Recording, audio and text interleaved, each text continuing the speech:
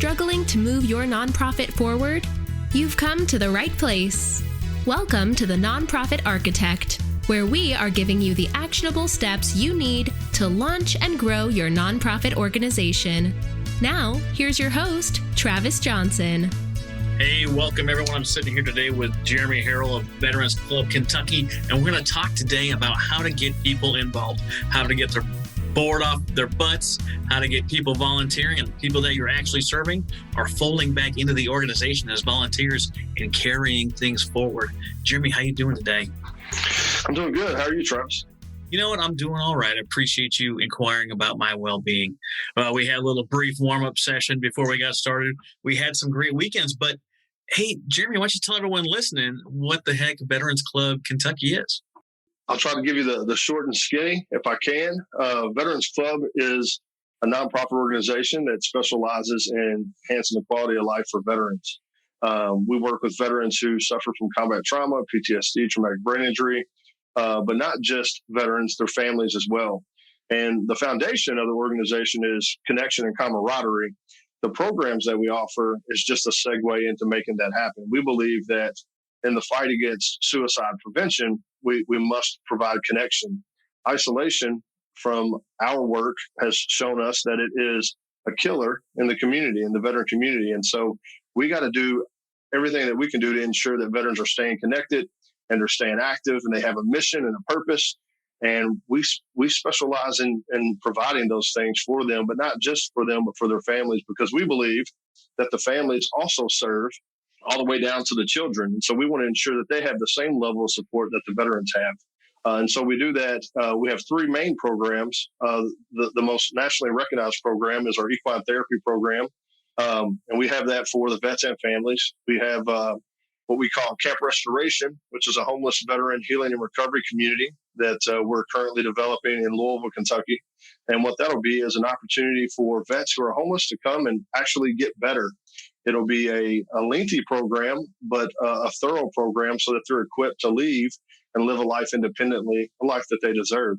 And then we have our Operation Jeep Build and Jeep Adventure program, where we train professionally veterans how to work through automotive repair. But at the same time, we're building these Jeeps that we're getting donated to us. We're building them up so that we can take them out on trails to provide some recreational therapy. So those are our three main programs that we offer. And then we do a ton of outreach. And we have some one-offs like Coffee and Camaraderie and Bullets and Barbecue, where we go to the range, we eat some barbecue, and we fire weapons, So we do some fun things like that too. But those are the three main programs that we offer. I love how you're involving the families, people that are listening to this, and you mentioned that you feel that families serve as well.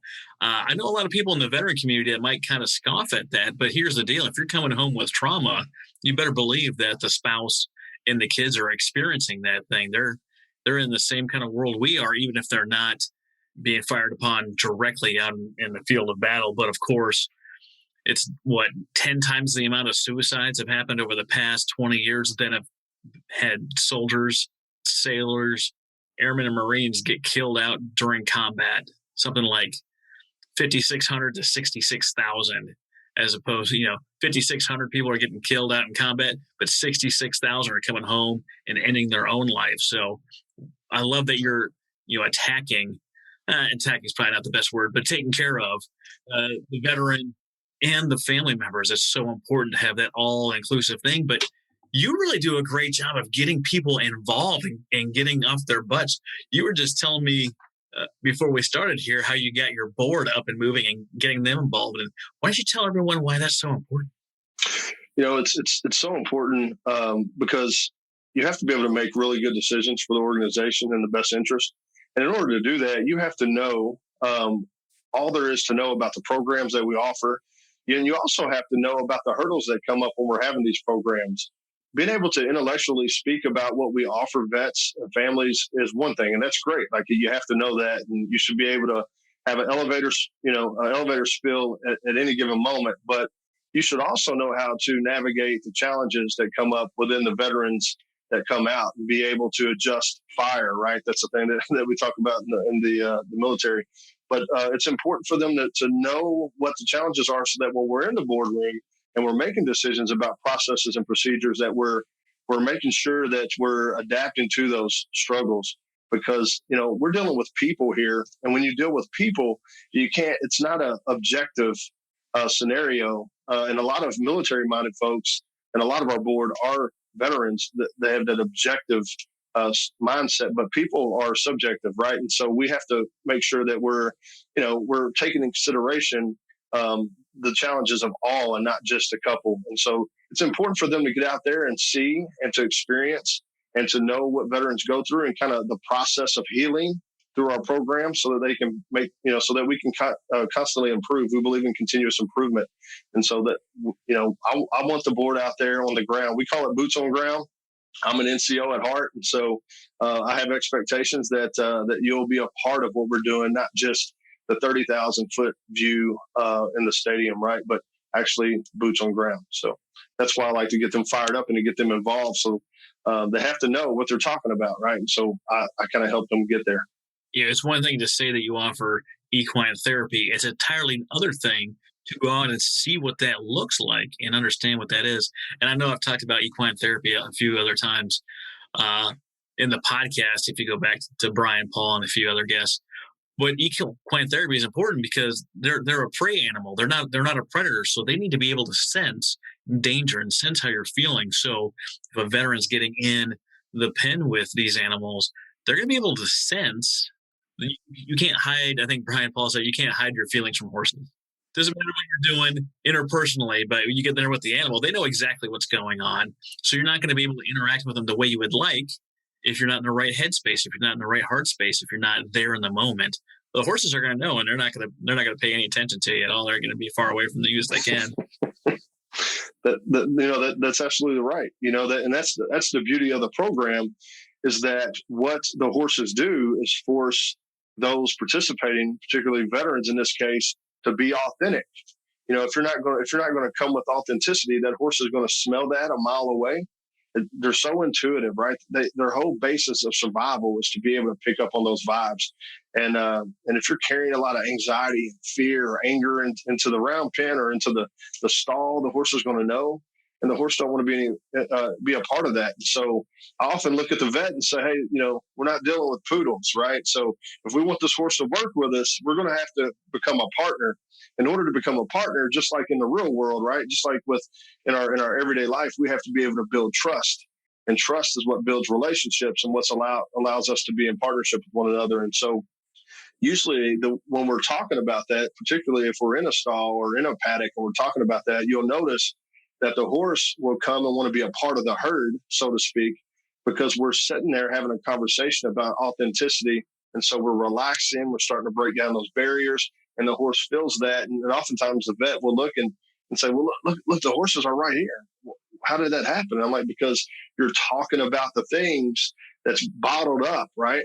And you're not holding on to this tension. And so the horse feels like, hey, I want to be a part of this. This is relaxing. I'm not going to get eaten. Right. And so that's just the reality of how that works. And so it forces vets all day long. We're out there for 6 hours, and it forces the vets to knock down those barriers in order to get this horse to do what we need the horse to do. And so that's what I love about equine therapy. It's just a really good segue into some really good conversations that start the healing process. I love it. I'm looking over our notes here, and for those of you listening, I've talked about my notes before. I've taken more notes on the things that Jeremy is doing than any other guest that I've ever had on the show. How did you come up with all of these different programs? I mean, so many, especially, in veteran nonprofits, they just have a thing that they do, but you have all these, you have Bullets and Barbecue, you've got Jeep Restoration, you've got equine therapy, you've got all these different things. How do you come up with all these things? Do they just tell you what they want and then you just make it happen, or how does that work? Actually, we do conduct surveys to kind of ask the vets that we serve, hey, what do you need more from us? But more often than not, when an opportunity presents itself, I hop on it, right? And so if there's something that we can bring to the organization that adds value to the lives of those we serve, we don't really have limitations. And does it require more work? Yes. Right. But the fact of the matter is veterans, they don't all like horses. They don't all like Jeeps. They don't all like coffee, and they all don't like guns. But if we have all of these different programs, the odds of them coming out of the house, right, and getting involved and getting connected with other vets, those odds go up. And, the 3 years that we've been doing this, we haven't had any veteran suicide in any of our membership so far.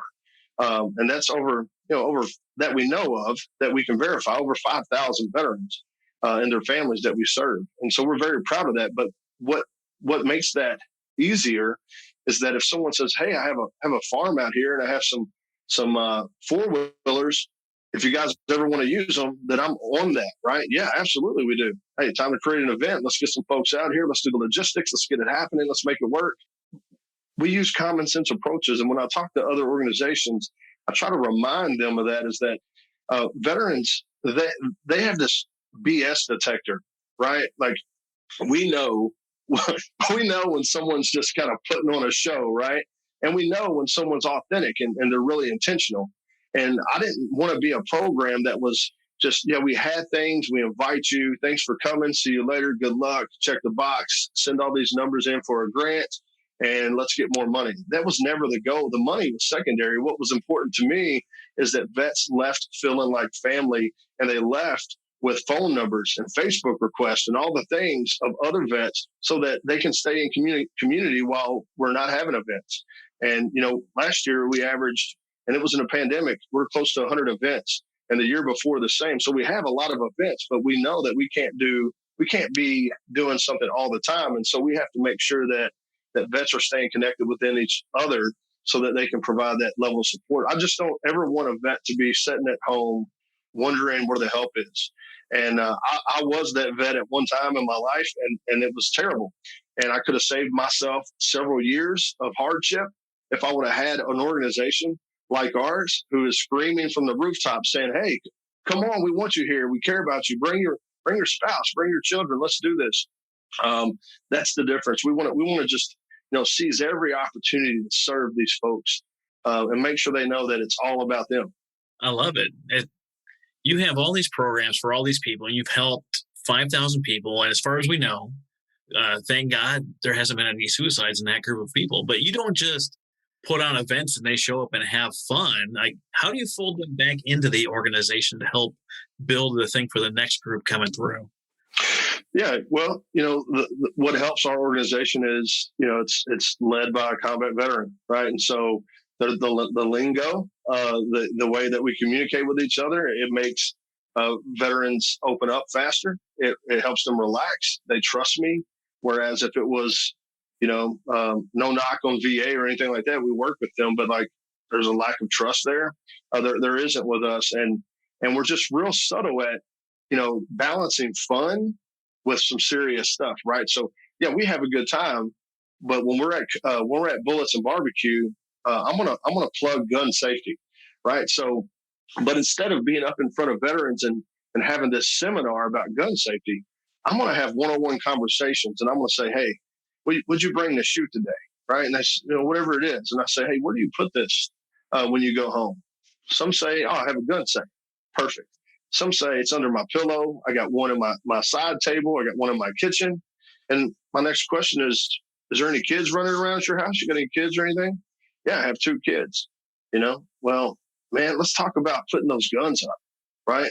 And it's just a normal conversation. So there's no intimidation. There's no formality that makes it seem like I'm trying to parent them in any way. But I'm just, as a brother, just trying to communicate that, hey, let's think about the safety of the kids, because, hey, kids are curious. And even though they know guns are dangerous, they don't really understand the impact of what they could do if they just went and grabbed one, right? So, and then that seems to work out really well. So they're getting the education, and they're getting, we're able to complete, the mission in regards of trying to, whatever program we're working in to help them understand what we're trying to accomplish. But then we go out there and have fun, and we barbecue, and we just hang out. So we're just really good at balancing the formal stuff with the non-formal stuff, and kind of putting it together in a way that's very appealing to the vets that are there with us.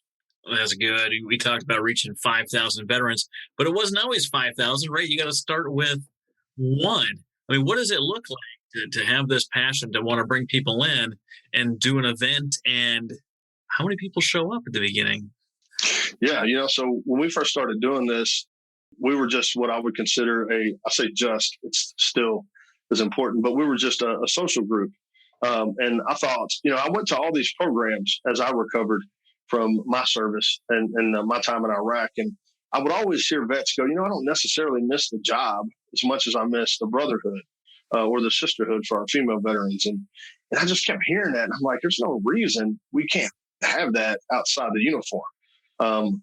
But someone's going to have to do the work, right? So when I come back home from those places, I thought, hey, let's do that in Kentucky. Let's start here and see if we can't get some folks interested in getting together, hanging out, and connecting.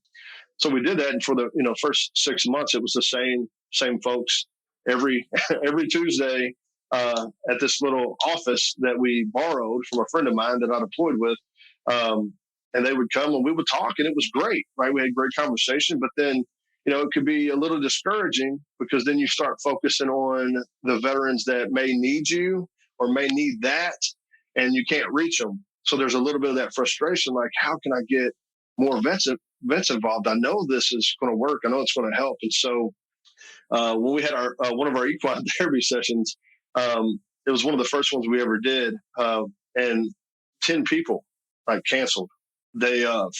And there was only going to be a couple who were going. And I reached out to a friend of mine who's still a very dear friend. And he was a president of a nonprofit at the time. And I called, I said, I don't know if this is worth the time that I'm putting in, the effort, the time away from family.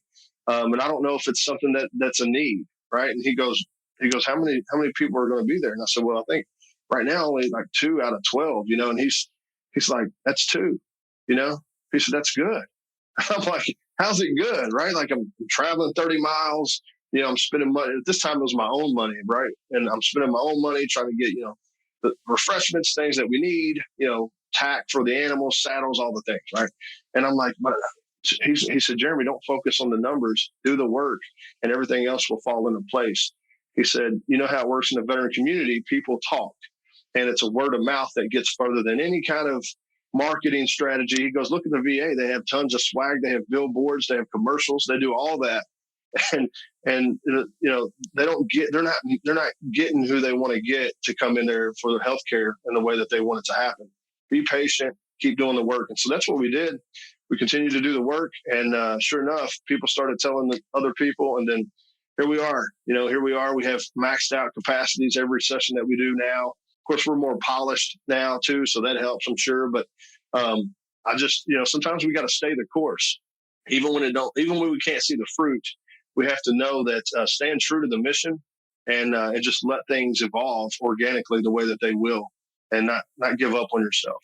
That was the message for me. And since then, I refuse to lose, is what I call it. I refuse to give up. I refuse to give in. If there's one person there and they have to leave 5 minutes after they show up, right, we're going to do the work and we're going to do what we can to help that person. So it's been good ever since. If you can reach one, it's everything. What do you do to get families involved? So we have special events allocated for them. For example, we have spouse only events where spouses just connect. We have military child events where it's just the children. But we do, when COVID's not happening, right, we do what we call monthly family cookouts. And we'll go out to different parks around Kentucky, and we'll bring out a bunch of food, and the leadership of the organization will do the cooking. People will bring a side dish, kind of like a potluck. And I have some really good musician friends who will come out and play live music. And the kids will play at the park. Everybody else will connect. And we usually have 150 to 200, vets and family members come out and participate in those. And those are one of our favorite things to do because that's where a lot of the connection happens. And it's those, sometimes when I go to conferences and people say, what is one of your most effective ways of connection? I'll say barbecue, right? And they're like, what? Like, no, what? Just like having a barbecue at a park? Yeah. But the thing is we often overthink things, right? It's really a lot of the common sense approaches that work. And that's what I was telling you earlier is if you bring people And food is the equalizer, right? And you bring free food, you bring people in, and just allow them to organically have the conversations and choose who it is that they vibe with. There's no formality of, I'm going to put you over here in this group, and hey, you're going to go with the Army spouses, and you're going to go with the, just really organically, just like in a backyard at a family event, right? Because it's that family atmosphere that we're trying to recreate, building a community within a community. But it's so effective. I mean, I've had people walk up to me during that and say, Jeremy, this has been the best thing that I've been a part of all year long. And it's simple barbecue in a park, a public park, right? But it's the connections that are so important. And oftentimes we are so concerned with the logistics of making this perfect event space and venue and all those things that we forget about the reason we're there. And I wanted to focus more on the reason we were there and not have my mind space full of, logistics. And so that's one of the ways we do that. You brought up the barbecue thing. That's one of my favorite ways to connect with my group of friends is we do quarterly taco parties.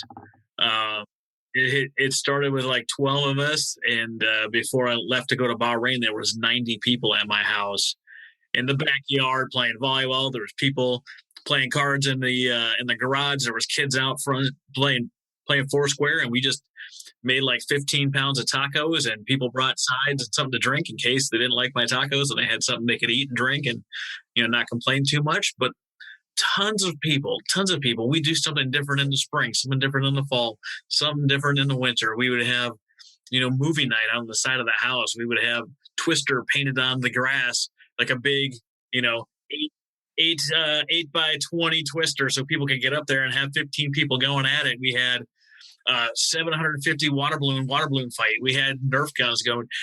These are great things that you can do anywhere. And if you do it with like a potluck, then people are a little bit invested in showing up and like, oh, what you going to bring? Like when I go over to their house, like, hey, Travis, you going to bring that buffalo chicken dip, right? Yes, I can bring the buffalo chicken dip. Absolutely. I got you. Don't worry about it. It doesn't have to be hard, but so many times we spend time as nonprofits, we spend times in committees, and we spend times in the boardroom, and then we're forgetting the real value of what we're delivering. And the best thing that most veteran nonprofits do is they build community and family, and they bring people in, and food is the great equalizer.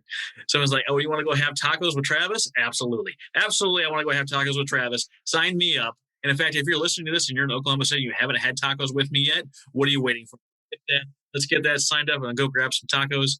I got a great place on 29th Street, or if you want to come to the house, it's fine too. I'll make you whatever you want. I'm next flight out to Oklahoma now. Hey, right. I got a bed for you, Jeremy. Just waiting for you to show up. If you get on Skiplagged, the app Skiplagged, you can fly out here for like $40. Oh, wow. I need to check that app out. Yeah. Yeah.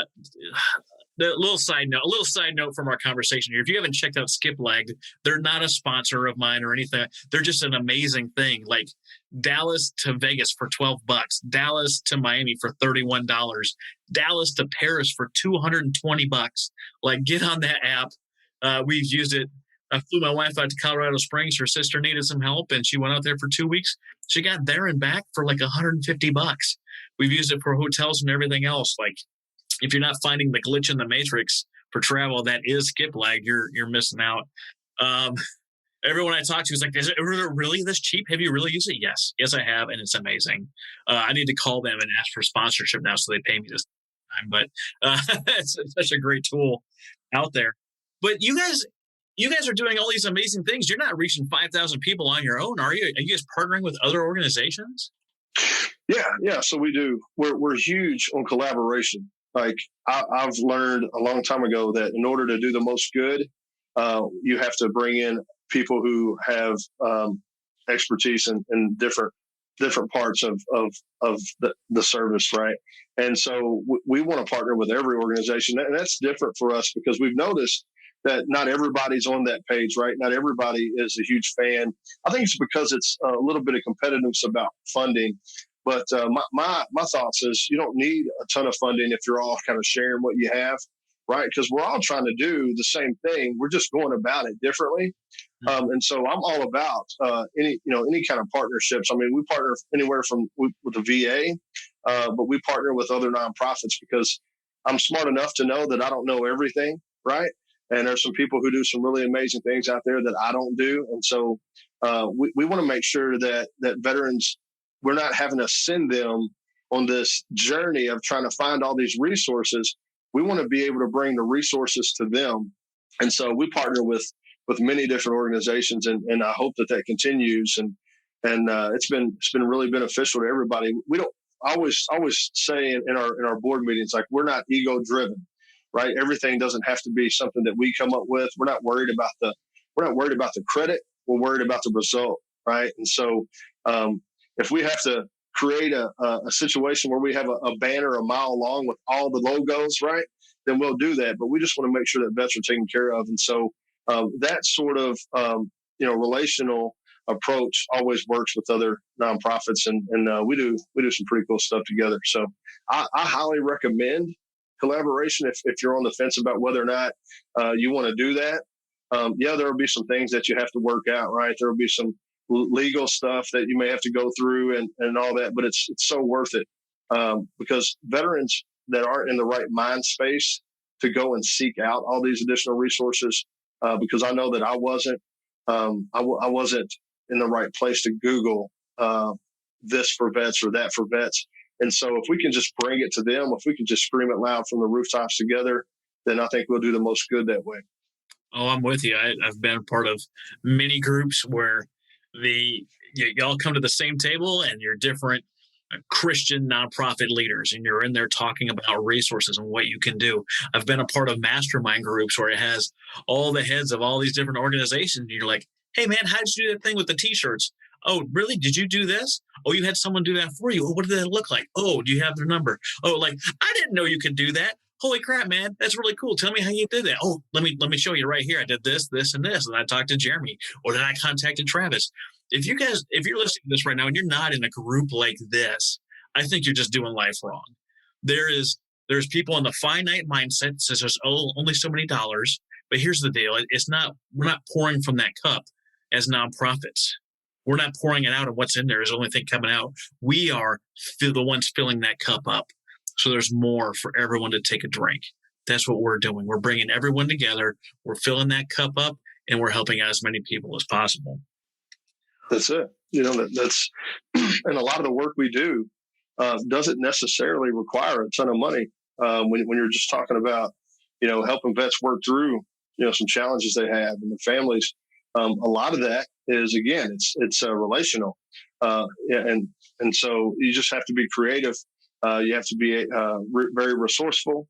I think everybody in the nonprofit world learns that very quickly. That you have to be very resourceful in order to get things done.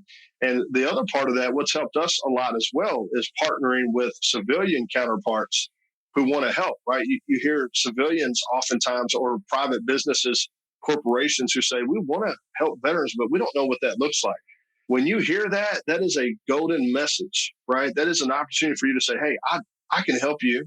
This is what we could use your help with. The place we do the equine therapy, it's a partnership. It costs us $0 to do our equine therapy program. I met a gentleman who is a law enforcement officer who wanted to kind of do what we're doing, but didn't really have the platform to do it, or didn't have the know-how to do it. We brought that to him. He brought the barn and the horses and some other things to us.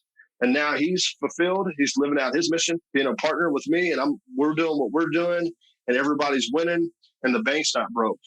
A lot of it is just finding like-minded folks out there who want to give back too. Again, it's just about being resourceful and seeking those partnerships. If you're a nonprofit and you're listening to this and you don't have partners, you're doing it wrong. I know without a doubt that I cannot do everything I do with the nonprofit architect by myself. I have people that do my tech stuff. I have people that produce the podcast. I have people out there that are somehow my cheerleaders and advocates. And a nonprofit question comes up and they're like, hey, man, have you talked to Travis yet? Like, because that's the guy that's going to help you get to where you need to go. And it's nothing that I'm doing by myself. I just want to show up and do good things. And I allow, hey, listen to this if you're not listening right now, I allow good things to happen to me too. I allow other people a chance to bless me because, dang it, I'm worth blessing. And I know you are too. You're doing great things, Jeremy. What do you do with the Youth Council? We talked about that last time we talked. What's the Youth Council? The Youth Council is it's a part of our Military Child Initiative that we come up with this year. We wanted to go into 2020 and put an emphasis on military children because we want them to have an opportunity to grow up and be mentally healthy and capable when they leave the home to go out and take on the world, right? And so we know that sometimes growing up in a household of an environment where maybe one or two of the parents may have combat trauma or depression or some physical injuries that kind of interrupt the organic part of what the childhood should look like. We want to make sure that we work with them to get them in the right place so that they can go out and achieve their dreams. And one of the ways that we wanted to do that was we needed to know what military children needed. And so we decided to create a council of military and high school and middle school military children to get together to form a council and then be able to report back to us what military children need from the organization. And so that's the short part of what the council was for. But we really want these military children to know that we care equally about them as we do the veteran themselves. And so I just thought it would be less intimidating if our board, if we wasn't standing in front of them, right, or sitting in front of them as a board and saying, hey, what do you all need from us? But if we had a group of their peers who went out and formed relationships, right? It's all about that, form relationships, start asking the questions, what do you need more of, and report back to us. We thought it would be a better way to address the needs of those folks. So that's what the Youth Council does. There's sort of a focus group that goes out into the community and their high schools and middle schools and says, hey, I'm a military child. You're a military child. Do you need anything from us as organizations or anything we can do to enhance your quality of life? And then they report back and then we make it happen. See, I haven't heard of any other organizations doing this. I've heard of tons of organizations that deal with the military member themselves. I even heard of a whole slew of them that do things with the member and the spouse, but I haven't heard of anyone that really gets the whole family involved, that empowers the kids to go out and make the connections and be real people and build relationships with other military kids. That's really cool. Well, there's a couple things happening in this process. Number one, we're allowing middle and high school students to learn leadership, right? Because essentially they're the leaders. And the council is set up like a board. There's a president, there's a vice president, secretary, so on and so forth. But they're starting to get this real world leadership training way in advance, right? And then they're able to help other military children. So they're getting the service work in, right? And then it's empowering them to want to do more in hopes that they carry this organization long after I'm out of here, right? Like it's important that this organization lives on. And in order to do that, we want to create some of that leadership and kind of mentor and kind of train these middle and high school kids up as they go, so that maybe it's not our organization, but maybe they want to do this for a living. Maybe they want to serve with a different type of nonprofit, maybe, that just focus solely on children, whatever it is. But we want to create opportunities for them. And it's just really cool watching them develop these skills and then watch them help their peers, which is also encouraging the peers. It's just this full circle that we try to create. We help those who are hurting. We help them get better.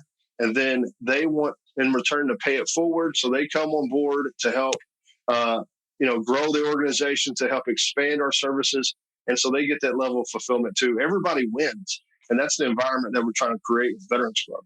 That is awesome. I know when I was part of the Shine Foundation on their board, they had Students for Shine. And what that was is you would track hours of volunteer time, something similar to what you have here. But then we would provide them a certificate when they graduated, an accord for graduation. It comes with a letter that they can use to then apply for a job or apply for a position at college or whatever the thing is. So that is really cool. I love what you're doing. What else you got for us today, Jeremy? I know, I'm out of notes. We touched everything, but something tells me you've got more to talk about. Well, yeah. So we talk about, we're talking about the fun things that we do. I do want to be clear that there is some some of the conversations, right, and some of the times that we're having programs, and it isn't always as happy-go-lucky. Like we're dealing with some folks who are brokenhearted, right, and there's a lot of work involved in that. But the best thing to see is folks who come into the programs and they're laying it all out on the line. You help them work through it. Sometimes it takes years. We have a guy that we call him Doc, right? He was a corpsman, and he was probably the most anxious guy that I'd ever seen personally, and probably the only guy that I've ever seen where I didn't know that we could do anything for him. But over the course of a few years and just staying the course and being intentional and being consistent, he now stands up in front of crowds, gives his testimony, not just for us, but for others. And he volunteers, and he's actually our event coordinator. So the bullets and barbecue and the coffee and camaraderie, he is the guy in charge of coordinating the food getting there, coordinating all the numbers, getting a hold of everybody, communicating that, marketing that. And this is a guy that couldn't even look me in the eye because he was just so nervous and anxious. I mean, and now he's on the other side of that, right? And so he has this fire to go out and to share, the message of what we do, but also, he's it's like a total 180, and it's not only helped him, but it's helped his marriage. It's restored his marriage. It's restored the relationship with his children, and it's just his confidence. And that, when we see that, that's our report card at Veterans Club, right? To see that occur, and that's just one.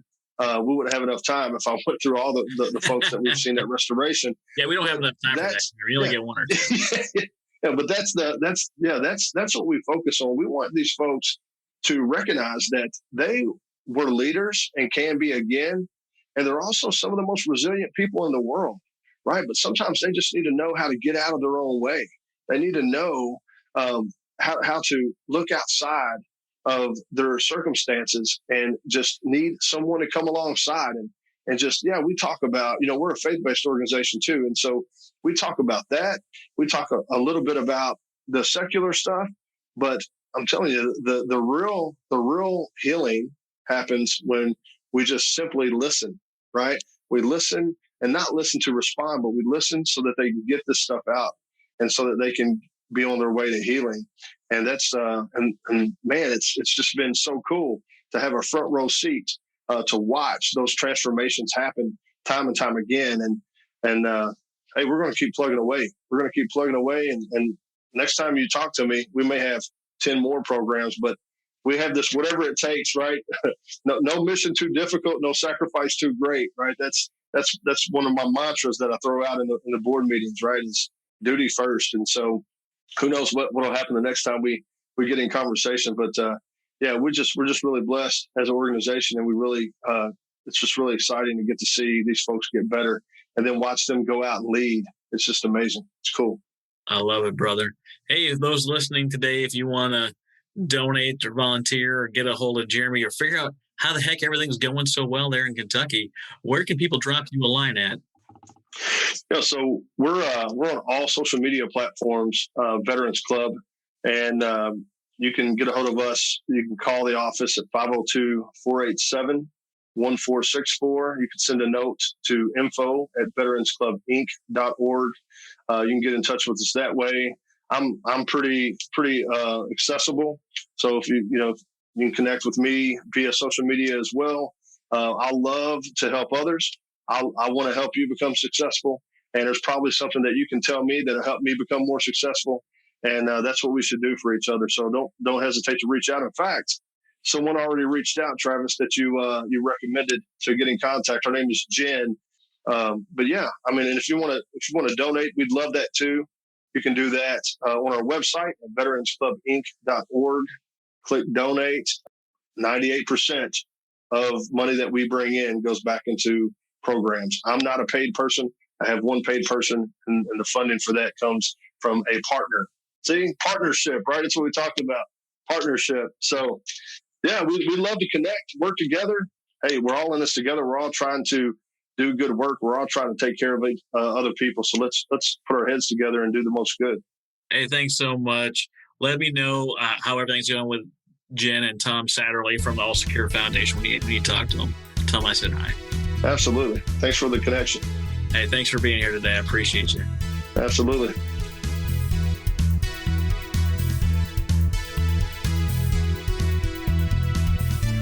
You've been listening to The Nonprofit Architect. To listen to all our past shows, visit http://nonprofitarchitect.org. And be sure to subscribe, rate, and review our show. Thank you.